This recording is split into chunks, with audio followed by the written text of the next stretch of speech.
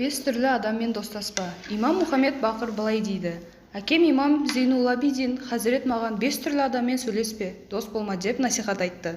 Әкетай, айтқаныңызды қопалдым. Ол 5 түрлі адамның қандай адамдар екенін білдірмес пе екенсіз деп сұрадым.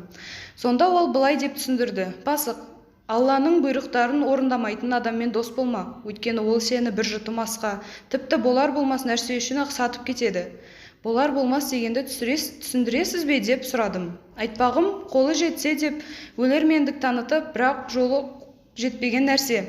Әкетай, екіншісі кім? Сараңмен дос болма, өйткені ол қатты қиналған кезінде дүниесін қорғаштап сенімен араластығын үзеді.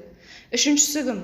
Өтірікшімен дос болма, өйткені ол жақынды саған алыс етіп көрсетеді. Төртіншісі кім? Ақымақпен дос болма, өйткені ол саған пайда тигіземін деп зиянын тигізеді. Әкетай, бесіншісі кім?